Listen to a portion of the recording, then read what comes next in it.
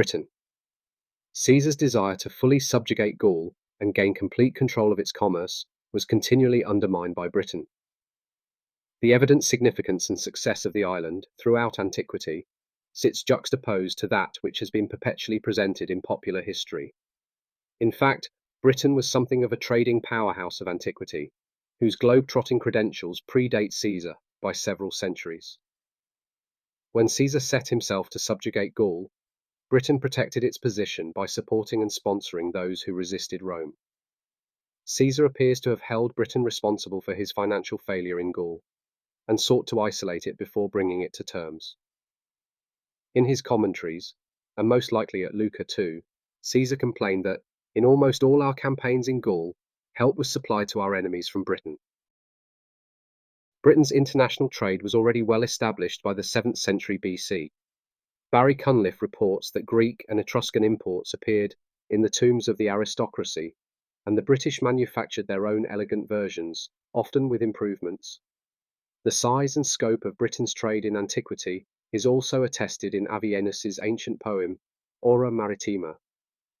The ode tells of Britain's trade with the Tartessians and Carthaginians along the Atlantic seaboard and during the 6th century BC.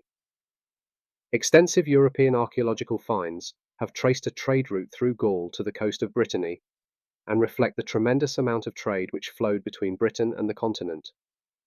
However, by 57 BC, the Atlantic trading systems, which operated off the south coast of Britain, had been almost brought to an end by Caesar's concentrated effort.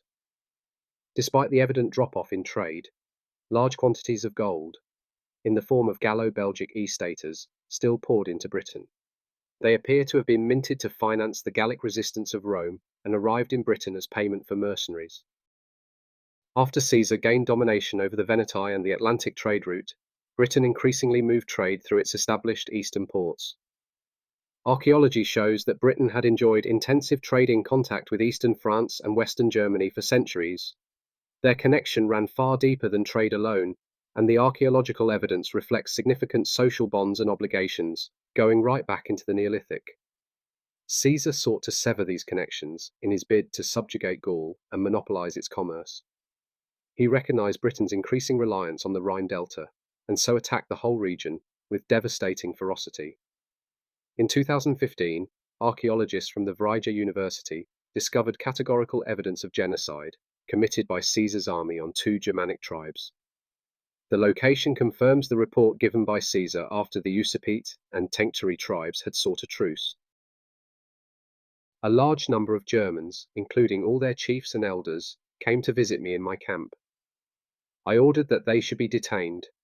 I led the whole of my army out of the camp, reaching the enemy camp before the Germans could realize what was happening. They were given no time to make plans or arm themselves. Because the Germans had brought everything they had with them when they left their homes and crossed the Rhine, there was also a great crowd of women and children, and these began to flee in all directions. I sent the cavalry to hunt them down.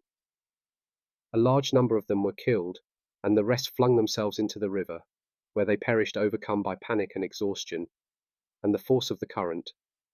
The enemy amounted to 430,000. Our men returned to the camp without a single injury. Modern estimates claim 150,000 to 200,000 innocents were slaughtered.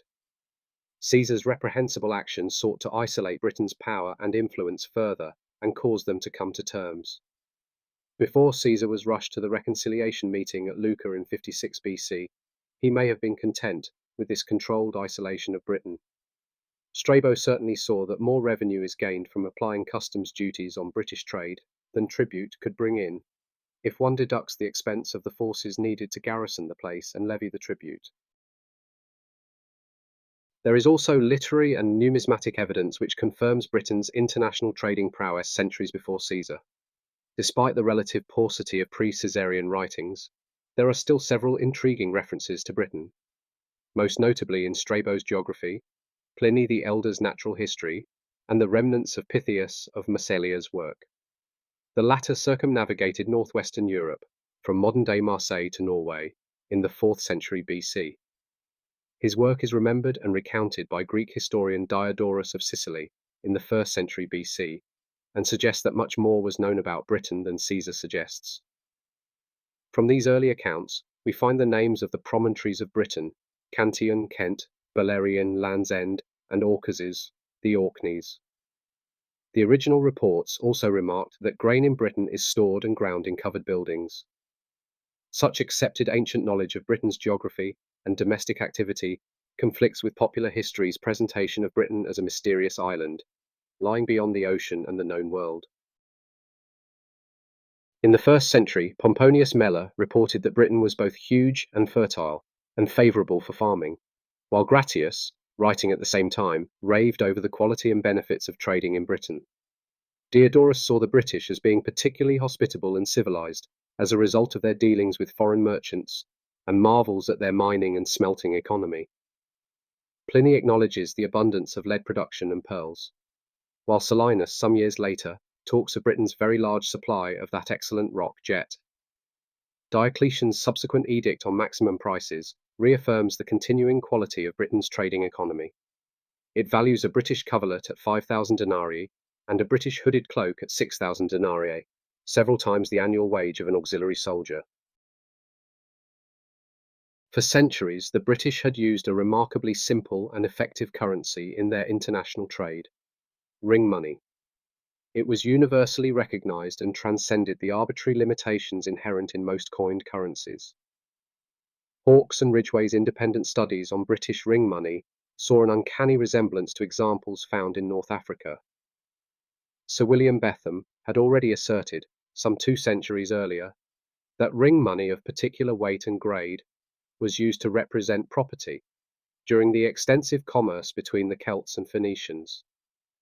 Betham goes on to explain how the smallest of the gold rings weighed 12 grains, or a half-penny weight, and rings of various weights found, up to the weight of 13 Oz. 7 pennyweights are all multiples of the half-penny weight. W.B. Dickinson, when addressing the Numismatic Society in the 19th century, confirmed the fabrication of gold rings amongst the Celtic tribes, of a weight forming multiples of 6 or 12 grains, which indicate a regulation to a specific value, as if for exchangeable purposes.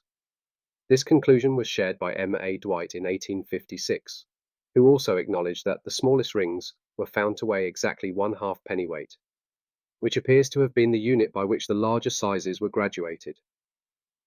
Caesar's own account reports that the inhabitants of Britain and Gaul used for money gold and iron rings of certain weight. Dwight explains that the iron rings have all perished by oxidation, but the former are still found in great numbers. More recently, Joan J. Taylor endorsed the professed use of ring money for international trade. She also highlighted that the finish of most of these rings has a soft patina of wear and common on most prehistoric gold, which suggests long use and continual fingering. Britain's impressive international trade was supported by a functioning domestic road network. Despite the common claim that Rome introduced roadways to Britain, evidence of a significant pre-existing road network still survives. The 4 royal roads, Fossway, Watling Street, Icknield Way, and Ermine Street, all predate the arrival of Rome. Furthermore, they highlight the pre-existing network of direct transport links between hill forts, ports, and other significant prehistoric sites. In 2011, Sharpstone Hill revealed a remarkable example of one of these Iron Age roads. The prehistoric highway, which linked the Wrekin Hill Fort to the old Oswestry Hill Fort, remains very well preserved and has been confirmed as Iron Age by carbon dating. Its simple but sturdy brushwood foundation of elder, topped with silt, and a compacted surface of river cobbles, was free-draining and, evidently, extremely durable. The road's original composition and its enduring condition suggest that ancient Britain's domestic road system was both reliable and predictable, and contributed to its international success and influence. Britain's logistical network stretched far beyond its own borders. Before his expedition had even begun, Caesar concedes that his plan had already become known and conveyed to the Britons by traders. British mercenaries also gleaned intelligence on Caesar's plans and preparations to invade. As soon as the Roman fleet approached the white cliffs of Dover, they could see the British army lined up on all the hills, and were forced to seek a substitute landing 7 miles further along the coast, Despite changing course, the Romans were still met by a large and hostile British army, who frustrated their attempts to disembark. The Britons' ability to coordinate such a substantial British force to meet and successfully challenge Caesar was remarkable. Moreover, their ability to redirect such a significant force to counter Caesar's ad hoc landing ground also confirms the efficacy of Britain's road network. Caesar provides several examples of how the British Army's communication and maneuverability frustrated his intentions, caused his army serious problems, and prevented him from achieving his usual successes. An initial report has his men confined to their camp, whilst the natives sent messengers in all directions and quickly assembled a large force of infantry and cavalry. Similarly, during the second invasion, Caesar had withdrawn to consolidate his position, only to return and find that greater forces of the Britons had now assembled there from all sides. Another example has his army drawn inland, some 80 miles from the Channel, before receiving news that his fleet had been wrecked, forcing him to return to the coast and ultimately to Gaul. The British logistical network evidently played a crucial role in convincing Caesar to quit Britain. Nevertheless, Caesar evidently respected the British military's tactics. He writes that his army was frequently discombobulated and divided through futile pursuits of the enemy, lamenting that his men were thoroughly alarmed and thrown into great confusion by these tactics. He blamed overenthusiasm when his men ignorantly attacked the enemy and put them to flight, only to suffer severe casualties through being too eager in the pursuit. Nevertheless, this tactic was repeatedly and rewardingly employed by the British throughout his invasions. They would attack at opportune moments and then feign a retreat, dividing and isolating those who strayed from the safety of the camp or group. Caesar recalled how on other occasions the Britons would engage, retreat, sue for peace, and then suddenly swoop down from all directions, attacking the Roman camps and foraging parties. Sabotage was another adaptation of this same strategy and was employed twice to great effect by the British. During the first invasion, when Caesar's ships were wrecked in his army's absence, it caused great consternation throughout the whole army. He accused an abnormally high tide, but nevertheless considered it wise to set guards over his anchored ships during his second invasion. Despite this precaution and his apparent awareness of the British tactics to divide and isolate, Caesar saw his forces divided again and his ships wrecked in his absence once more.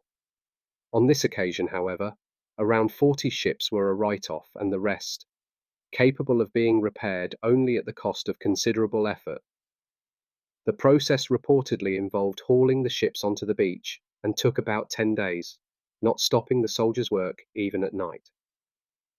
Britain's military strategy arguably broke the will of Caesar, who reports that he was obliged to pack his men in more tightly on board the few salvaged ships he had and return to the continent.